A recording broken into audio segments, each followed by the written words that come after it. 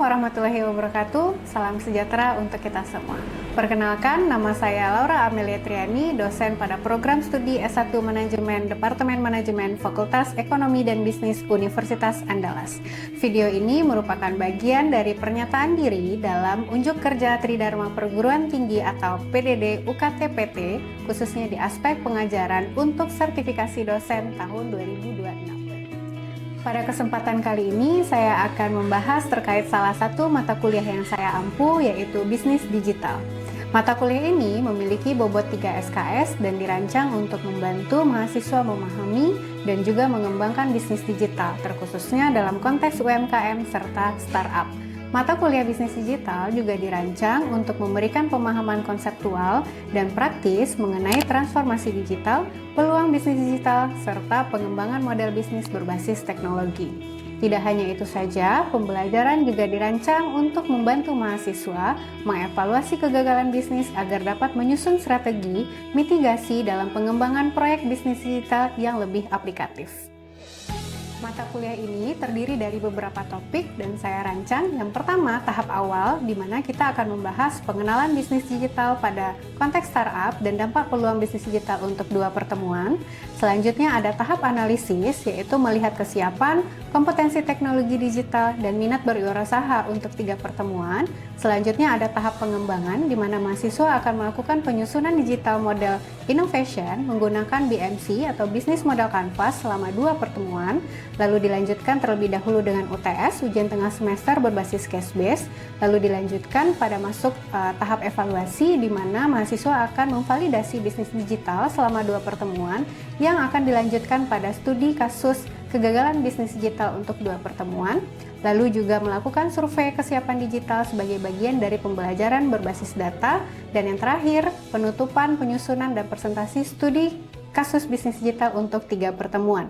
Lalu kita akan mengevaluasinya melalui UAS, ujian akhir semester, berupa resume dari studi kasus dan juga case yang telah diberikan kepada mahasiswa tersebut. Sedangkan untuk bobot penilaian untuk mata kuliah ini terdiri dari ujian akhir semester sebanyak 40%, penugasan sebanyak 30%, ujian tengah semester sebanyak 20%, dan terakhir kuis sebesar 10%.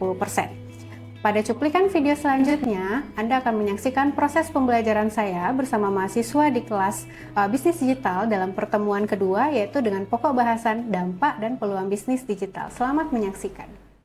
Oke, Assalamualaikum warahmatullahi wabarakatuh. Waalaikumsalam warahmatullahi wabarakatuh. Salam sejahtera untuk kita semua. Masih semangat?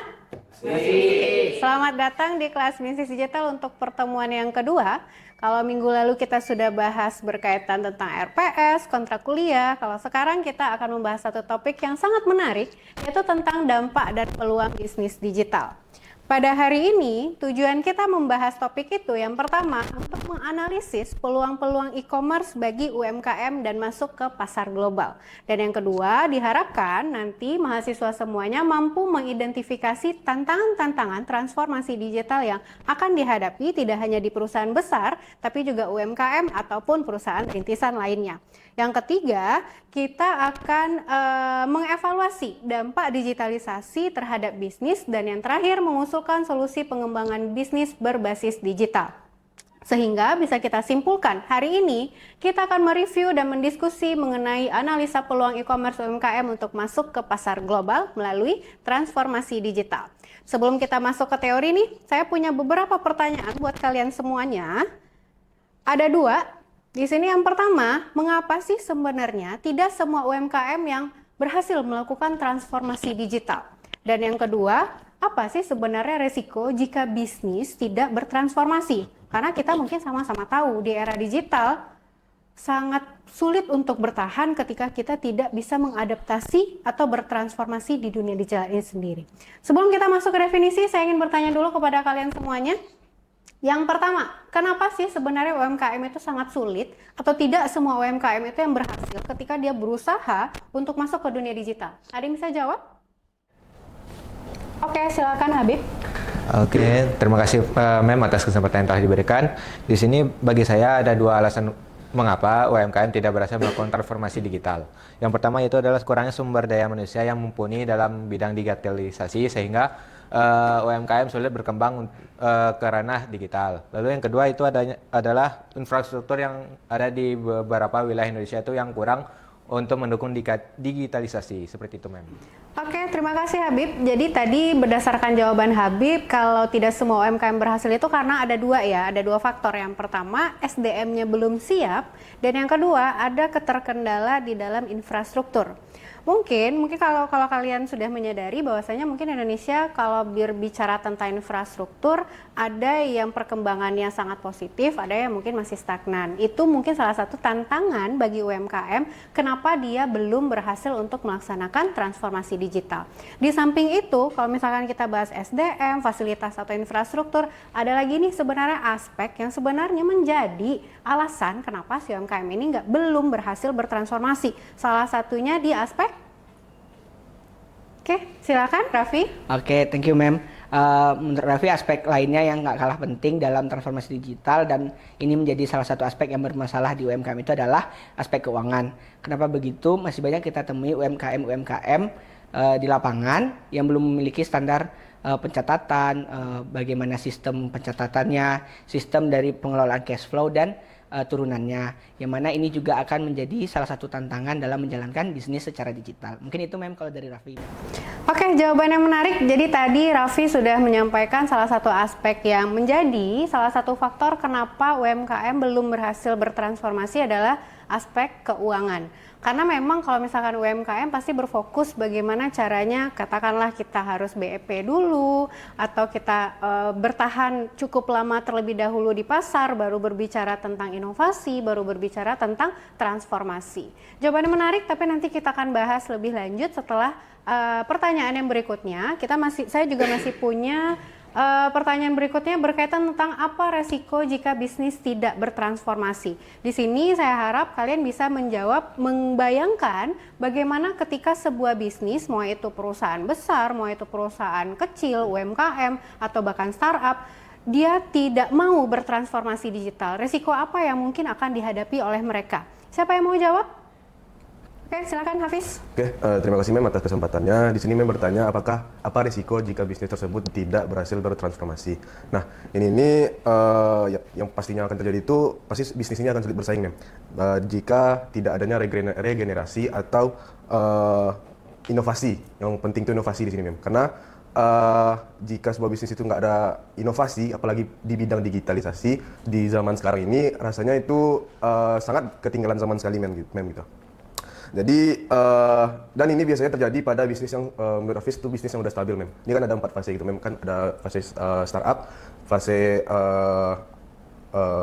mature, grow, mature, dan stable gitu. Mature dan stable gitu, Mem. Nah, ini kan pada fase stable gitu kan. Dan memang banyak beberapa pebisnis itu yang terlalu sudah nyaman lah di zonanya itu gitu, dan nggak mau untuk bertransformasi atau inovasi gitu, terutama pada bidang digitalisasi.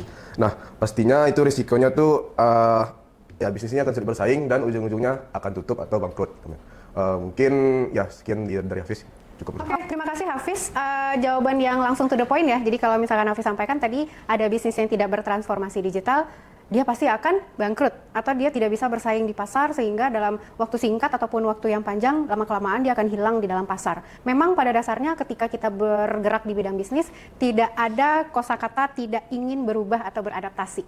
Karena berbicara tentang digitalisasi itu bukan hanya sekedar proses, tapi justru marketing itu sendiri. Justru digitalisasi itu adalah sebuah proses yang tiada hentinya. Ketika sudah berhenti, itu sudah lagi tidak bisa dikatakan sebagai digitalisasi. Nah, berbicara transformasi digital, kita punya dua sisi. Ada yang transformasi digital secara umum, dan ada juga ketika kita melihat dari perspektif UMKM ataupun usaha rintisan. Perbedaannya apa? Kita lihat di slide berikutnya. Di sini saya menampilkan definisi dari transformasi digital. Transformasi digital adalah proses menyeluruh yang melibatkan adopsi teknologi digital untuk mengubah cara bisnis beroperasi, cara bisnis memberikan pelayanan, dan cara bisnis melakukan media interaksi terhadap pelanggan. Kalau sekarang kan kita selalu hidup di media sosial ya. Kalau dulu tradisional marketing, kalau misalkan kita ada komplain, kita kirim PO Box, kita kirim surat. Kalau sekarang kalian cukup memberikan mention di media sosialnya masing-masing. Itu adalah salah satu transform dari perusahaan tersebut untuk masuk ke dunia digital melalui media interaksi. Menurut Warner dan Wager di tahun 2019, sebenarnya transformasi digital itu melibatkan 3 elemen. Yang pertama adalah perubahan budaya. Perubahan budaya di sini yang dulu kalau misalkan budayanya adalah kalau komplain kita tetap berhenti atau misalkan kita tidak memberikan komplain secara langsung, tidak ada perubahan atau tidak ada inovasi dari si perusahaan, kita terima saja sebagai konsumen. Kalau sekarang perubahan budayanya adalah si perusahaan justru nungguin dari si konsumen, kalian pengen apa lagi sih? Sehingga masukan-masukan dari konsumen justru menjadi bahan mereka untuk melakukan inovasi dan adaptasi. Yang kedua, perombakan dari model bisnis itu sendiri. Kenapa ada perombakan model bisnis? Tentu sekarang ada divisi digital marketing, ada divisi apalagi yang berkaitan tentang digitalisasi, ada mungkin dia punya admin sendiri di e-commerce-nya. Tentu kebutuhannya agak berbeda dengan perusahaan yang belum menjalankan transformasi digital. Kalau dia belum bertransformasi digital, kira-kira butuh nggak admin e-commerce? Nggak butuh dong. Kira-kira dia butuh nggak untuk membuat sebuah platform atau konten-konten media sosial, sehari itulah harus posting 2 atau 3 konten, kira-kira butuh nggak kalau dia belum bertransformasi? Tidak. Artinya apa? Struktur organisasi pun akan berbeda. Sistem mereka pun akan berbeda, KPI mereka pun akan berbeda ketika mereka belum melakukan yang namanya transformasi digital.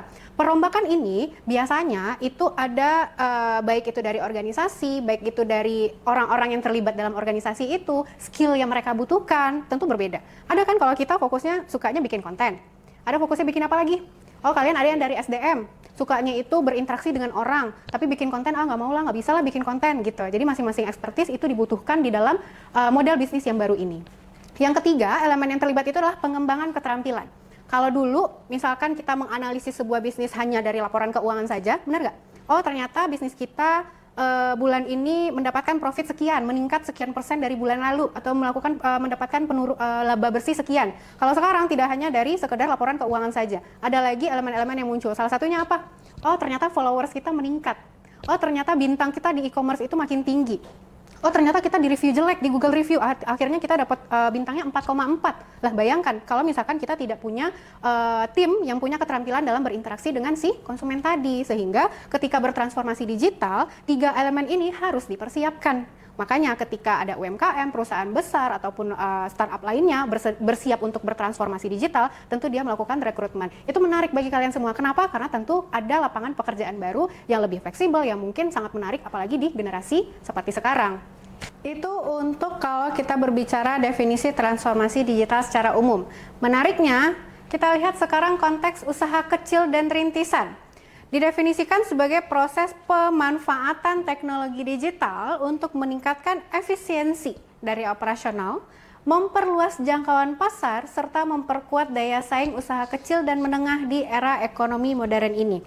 Tadi Hafiz sampaikan, kalau misalkan ada perusahaan yang tidak bertransformasi digital, dia tentu akan katakanlah dalam waktu dekat bisa menghilang di dunia, atau misalkan dia tidak lagi diketahui oleh konsumen, akhirnya dia kolaps dan akhirnya bangkrut. Karena apa? Mungkin dia tidak lagi bisa mampu memperluas jangkauan pasar.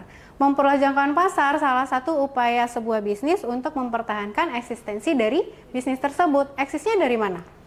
Ya dari keuntungan kan. Kalau misalkan dia tidak memperluas jangkauan pasar, tidak ada transaksi, tidak ada profit, apa yang harus dilakukan oleh si perusahaan tadi?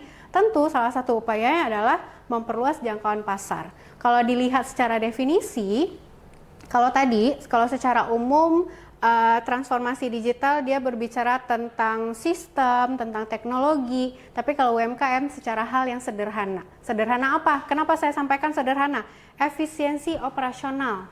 Mungkin kalau dulu dia harus membeli bahan baku, dia harus pergi ke sana secara langsung, sekarang kita bisa memanfaatkan teknologi. Sesimpel menggunakan WhatsApp. Mas, saya order ini ya, lalu transfer. Apakah itu termasuk dari bertransformasi digital? Salah satunya. Karena tidak lagi bertransaksi secara manual. Atau bahkan pencatatan. Tadi siapa sampaikan? Raffi ya? Pencatatan keuangannya.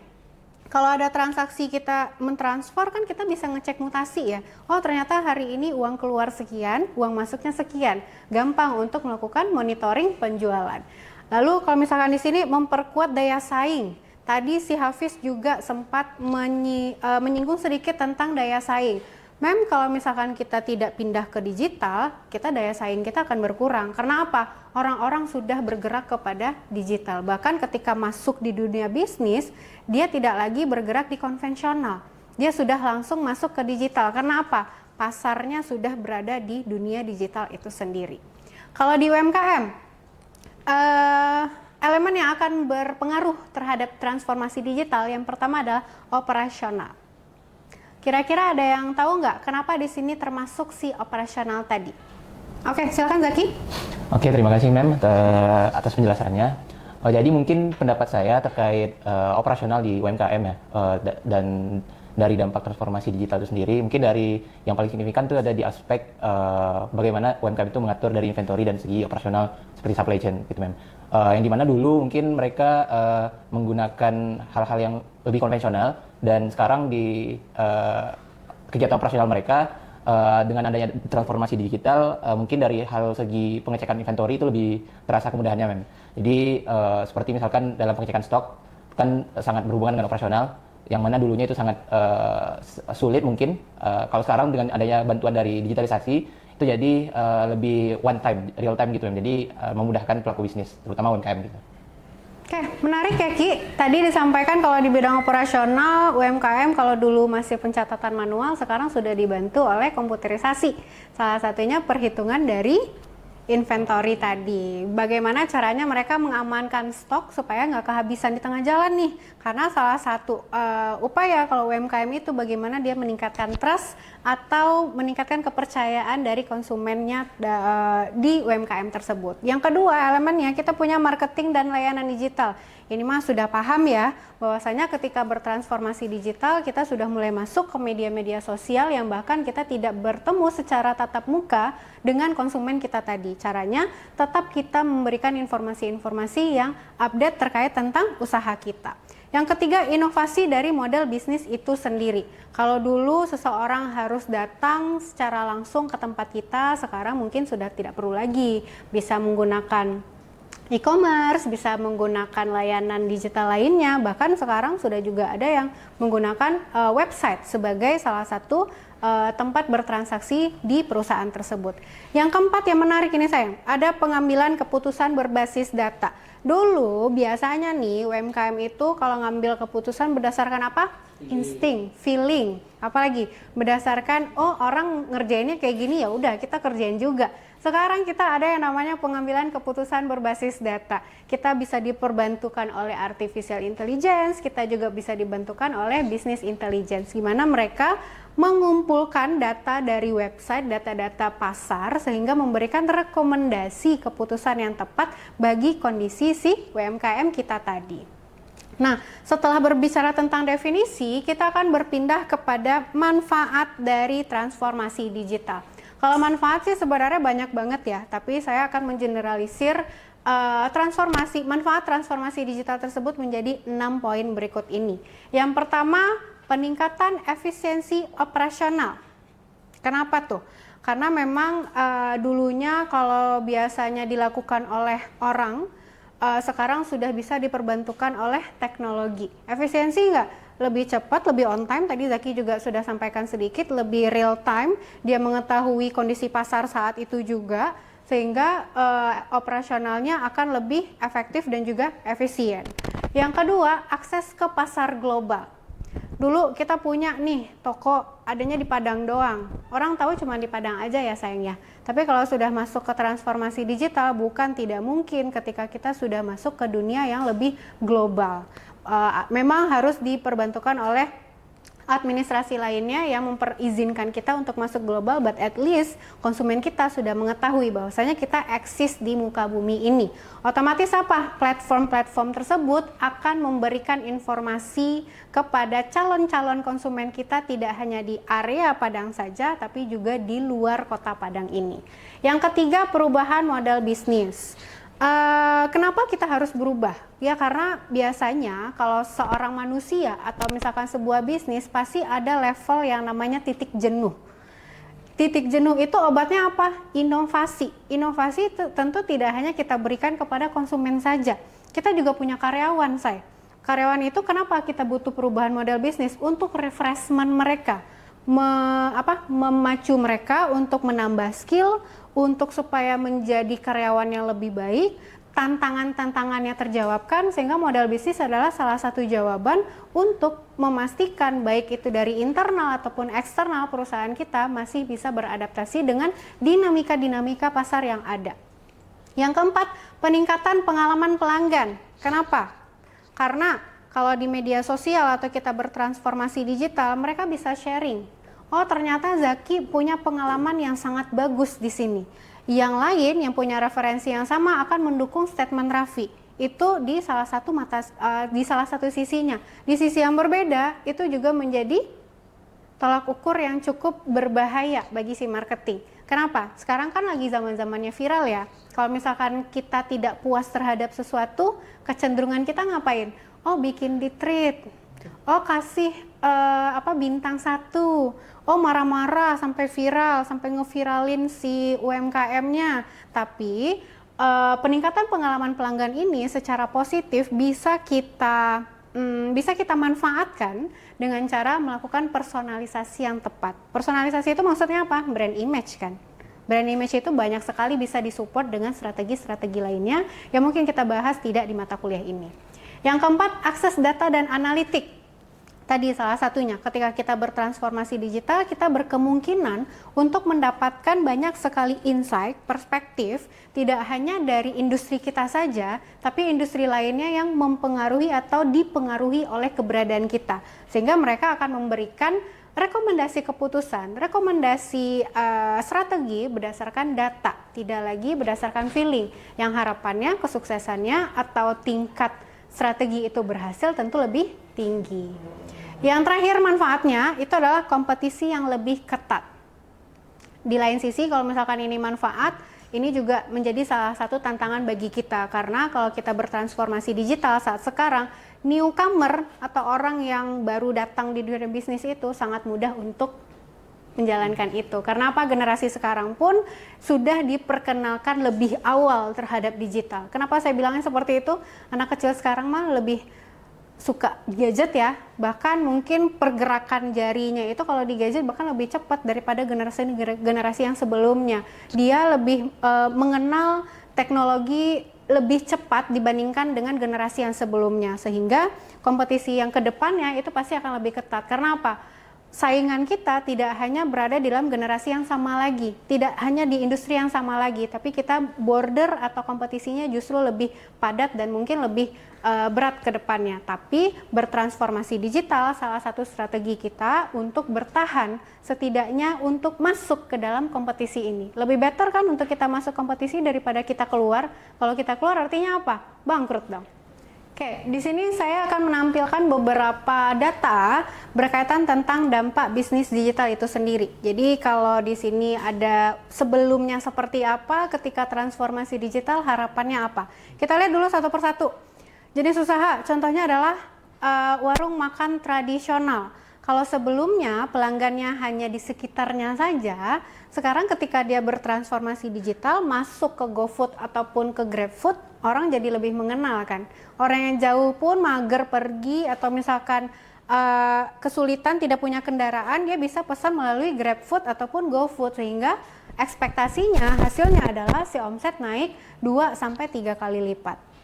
Jadi usaha lainnya kita lihat, toko batik kecil. Misalkan aja nih toko batik kecil, dulu dia hanya punya pasar di offline lokal. Kebayang nggak dia toko batik kecil di daerah dusun yang memang mungkin tidak banyak penduduk di situ, yang susah sekali untuk memperkenalkan batiknya. Ketika dia bertransformasi, dia memiliki marketplace, dia punya Instagram, memperkenalkan keunikan batik tersebut, sehingga orang tahu bahwasanya si batik ini, si toko tadi menjual batik yang bagus sekali, sehingga hasilnya pembeli tidak hanya dari si sekitar itu saja, tapi berkemungkinan untuk dari luar kota, bahkan mungkin dari luar negara. Kenapa? Sudah dikenal, orang jadi penasaran nih, oh batiknya ternyata bagus ya gitu. Itu salah satu contoh jenis usaha dari toko batik kecil. Yang lainnya kita lihat dari startup. Ada misalkan ada startup cloud kitchen. Kalau dulu dia sangat sulit sekali untuk buka cabang, ketika dia bertransformasi, ada konsinyasi, dia bisa membuat yang namanya dapur bersama plus si aplikasi tadi. Hasilnya UMKM-nya bisa berjualan tanpa ada resto secara fisik.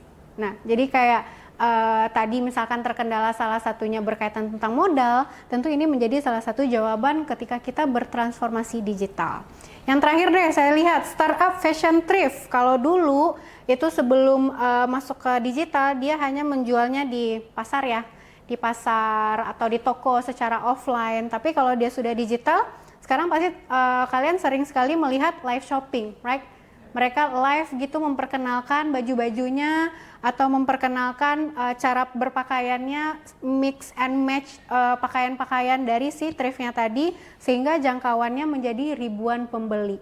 Tidak hanya orang yang secara khusus pergi ke pasar tersebut. Kalau dulu stigma untuk beli sesuatu di thrift itu kan harus pergi ke sana secara langsung ya. Tapi kalau udah live shopping di Instagram semuanya easy, tinggal nge-check out di keranjang warna apapun lah, warna hijau, warna kuning, itu bisa, sehingga jangkauan pembelinya menjadi sangat luas. Jadi dampak-dampak positif ini menjadi salah satu alasan juga kenapa sebenarnya usaha, baik itu UMKM, baik itu perusahaan besar, bahkan usaha rintisan, itu nggak ada alasan deh untuk tidak bertransformasi secara digital. Oke, setelah kita membahas tadi dampak dan juga peluang bisnis bertransformasi secara digital, saya akan kembalikan ke kalian hari ini nih. Setelah kita berdiskusi, ada 2 pertanyaan yang rasanya untuk bisa menjadi refleksi kita setelah melakukan diskusi hari ini. Yang pertama, tantangan terbesar UMKM dalam digitalisasi mungkin sudah dijawab oleh teman-teman tadi semuanya ya. Yang kedua, bagaimana sih peran Anda sebagai calon manajer dalam membantu UMKM bertransformasi digital? Karena apa? Kalian kan harapannya setelah keluar dari si kampus ini akan menjadi apa? Salah satunya menjadi manajer tadi. Apa yang akan kalian lakukan? Strategi apa atau peran yang akan Anda ambil ketika menjadi seorang manajer dan membantu UMKM ini menjadi naik kelas? Silakan. Oke, silakan Alia.